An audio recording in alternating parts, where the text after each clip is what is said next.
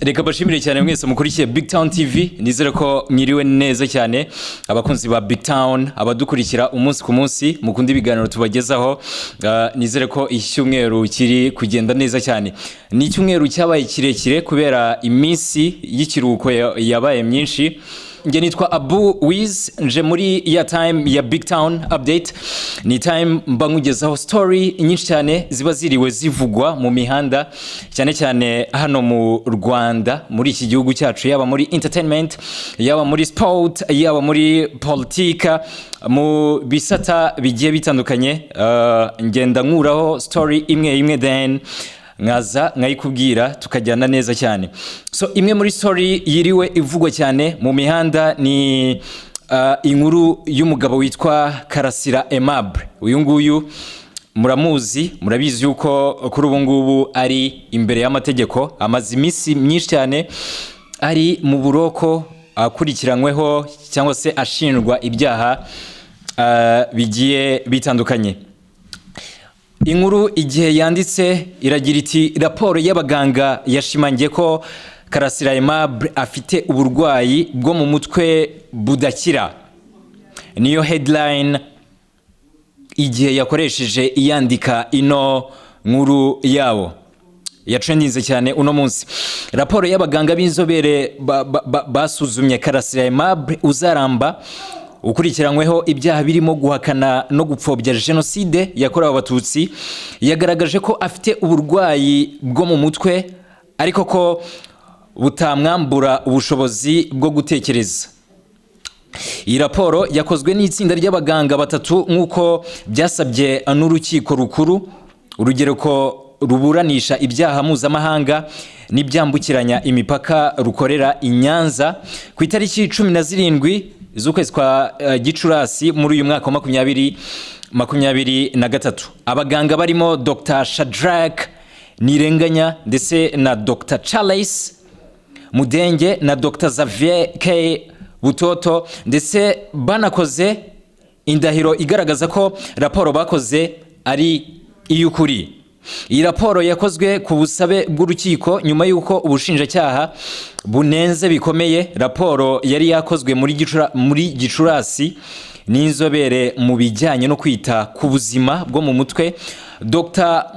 Muremangiro Arthur Rukundo yari yagaragaje ko n'ubundi Karasira afite ibibazo by'uburwayi bw'ubuzima bwo mu mutwe. Ingiyi ni raporo yari yakozwe mu gihe cyashize. Iyi raporo kandi yanenzwe kuba yarakozwe n'umuganga umwe kandi urukiko rwarategetse ko igomba gukorwa n'itsinda ry'abaganga batatu. Kuba umuganga ataragaragaje niba uburwayi bwa Karasira bushobora gutuma akora ibintu atatekerejeho, kugaragaza ikigero buriho ndetse no kuba atarashyizeho indahiro ye. Ibi byatumye inteko iburanisha uru rubanza iyobowe n'umucamanza Muhima Antoine itegeka ko hongeraho gukorwa raporo kuko uburyo urukiko rwari rwategetse ko ikorwamo butakurikijwe. Kuri iyi nshuro raporo yakozwe n'abaganga batatu ndetse banashyiraho indahiro yabo, ni ukuvuga yuko barahiye banemeza yuko Karasira Aimable afite uburwayi bwo mu mutwe budakira.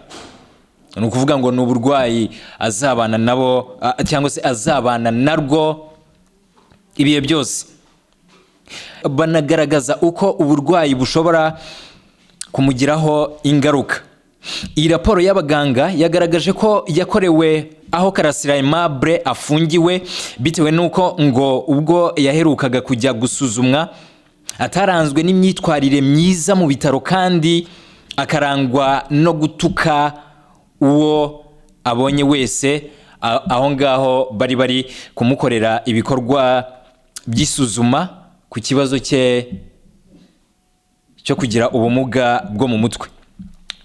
Ibyo byatumye adasuzumwa neza nk'uko byari bikwiye, byanavuyemo gukora raporo ya Dr. Rukundo Arthur wenyine kuko ari we wari wabashije kumukorera isuzuma icyumweru cyose, nubwo yaje kunengwa bitewe n'uburyo yakozwemo.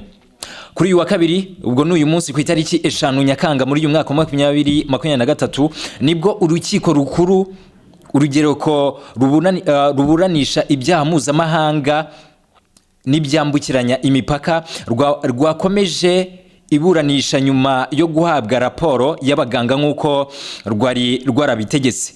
Raporo ikomeza igaragaza ko Karasira Aimable uzaramba afite ibibazo by'ubuzima bwo mu mutwe kuko yaramaze igihe afashwa n'ibitaro bitandukanye birimo ibitaro bya kaminuza bya Kigali CHUK, ibya Butare CHIB, ndetse rimwe na rimwe yajyaga no mu bitaro byigenga nk'uko iyi raporo y'aba baganga batatu ibigaragaza. Icyakora isesengura abo baganga bakoze bagaragaje ko nubwo yaramaranye igihe ubwo burwayi butamwambuye ubushobozi bwo gutekereza kuko yakomeje kwigisha muri kaminuza y'u Rwanda agasigara gusa ajya kwa muganga mu gihe atangiye kugaragaza ibimenyetso by'uburwayi bwe.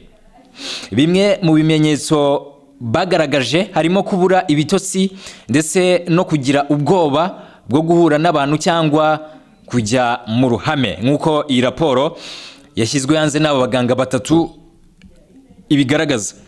Izi nzobere zagaragaje ko uzaramba Karasira Aimable afite ikibazo cy'uburwayi bwo mu mutwe budakira butuma agira agahinda gakabije ariko gashingiye ku mateka y'ihungabana yagize. Iri hungabana kandi ngo rishingiye ku mateka ya jenoside yakorewe abatutsi aho yiciwe umuryango we agasigarana n'umuvandimwe we umwe wenyine. So ibi byose rero ngo byatumye Karasira Aimable agira ihungabana rikomeye cyane ku buzima bwe. Iyi raporo ikomeza igaragaza ko hejuru y'uburwayi bwo mu mutwe Karasira Aimable afite indwara ya diabete n'umuvuduko w'amaraso ariko ko ashobora kujya ahabwa ubuvuzi ataha mu rugo iwe.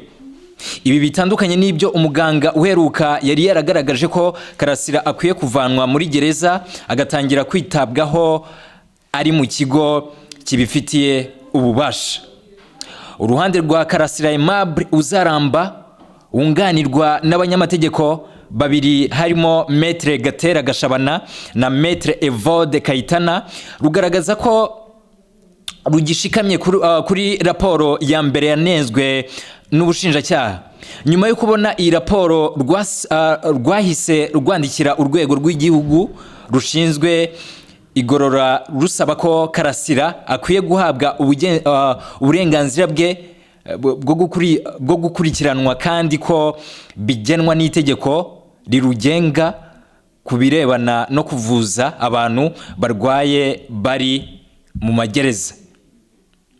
Iryo tegeko rigaragaza ko umuntu urwaye ashobora kuvuzwa aba mu bitaro bya leta ndetse ikiguzi kigatangwa na leta cyangwa akaba yajyanwa mu bitaro byigenga akaba ari we witangira ikiguzi cyose cy'ubuvuzi. Karasira Aimable kuri ubu wari witabiriye iburanisha yasabye urukiko ko yahabwa umwanya agakora imyanzuro ishingiye kuri iyo raporo mu kwiregura kwe. Ibya Karasira Aimable akurikiranyweho kugeza ubu ni 5 birimo guhakana jenoside yakorewe abatutsi mu mwaka w'1994, guha ishingiro jenoside, gukurura amacakubiri no gutangaza amakuru y'ibihuha, iyeza ndonye no kudasobanura inkomoko y'umutungo we. Urabizi yuko yagiye afatanwa amafaranga menshi atigeze atangaza aho yagiye yakomora. Ni ibyaha byiganjemo ibikekwa ko yakoze yifashishije umuyoboro wa YouTube mu bihe bitandukanye. So ibyo byose rero ni ibyaha uno mugabo ari kugenda aregwa mu rukiko. Iyi ni BigTown TV, komeza ukurikire BigTown TV kugira ngo uzagende umenya byinshi cyane ku rubanza rwa Karasira Aimable ukiri mu maboko y'ubugenzacyaha. Uravuga iki kuri ino nkuru ya Karasira Aimable muri aka kanya? Duha igitekerezo cyawe. Ni BigTown TV, nge nitwa UBURWAYI.